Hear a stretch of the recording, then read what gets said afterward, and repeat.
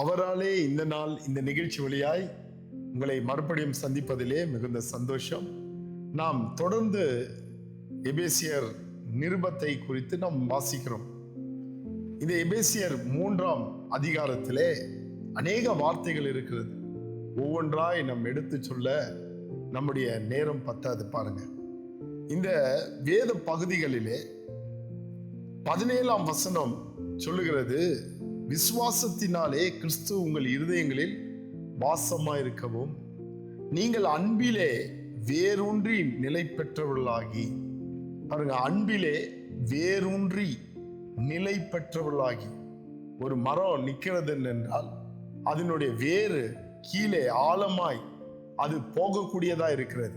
இங்கே பார்க்கிறோம், அன்பிலே வேரூன்றி நிலை பெற்றவர்களாகி.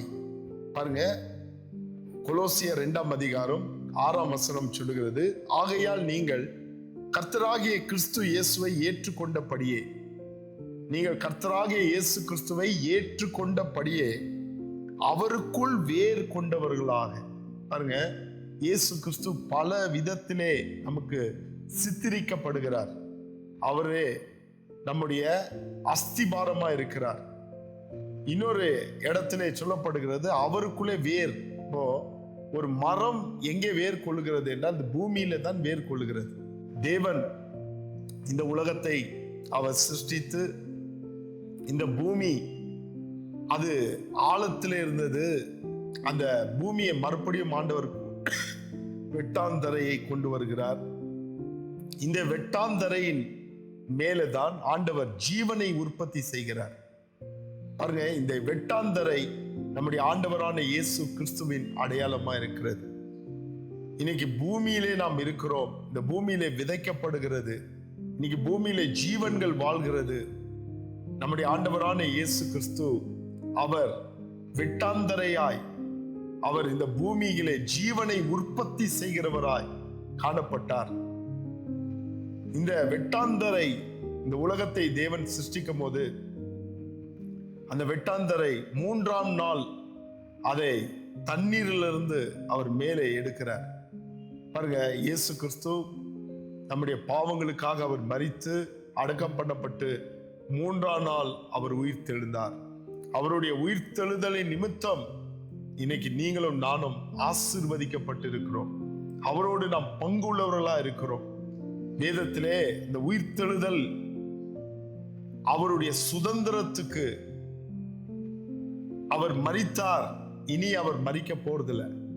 அவர் உயிர் தெழுந்தார். வேதம் சொல்லுகிறது, அவர் மரித்தார், சதா காலங்களிலும் உயிரோடு இருக்கிறார். அப்போ நம்முடைய ஆண்டவரான இயேசு கிறிஸ்து உயிரோடு இருக்கிறார் என்றால் அவர் ஆளக்கூடியவரா இருக்கிறார், ஆளுகை செய்கிறவரா இருக்கிறார்.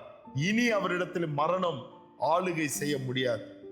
அதே போல கிறிஸ்தவர்களாகிய இருக்க நமக்கோ மரணம் ஆளுகை செய்யவே முடியாது. ஏனென்றால் நாம் எல்லாரும் கிறிஸ்துவுக்குள் மரித்தவர்களா இருக்கிறோம்.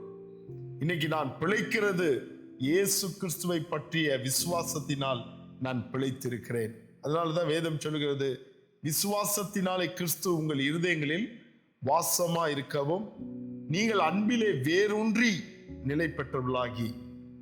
கொலோசியர்ல 2ஆம் அதிகாரம் 6ஆம் வசனம், நீங்கள் கர்த்தராகிய இயேசு கிறிஸ்துவை ஏற்றுக்கொண்டபடி அவருக்குள் வேர் கொண்டவர்களாய், அவர் மேல் கட்டப்பட்டவர்களாய் அவருக்குள் நடந்து கொண்டு இருங்கள் என்று நாம் பார்க்கிறோம்.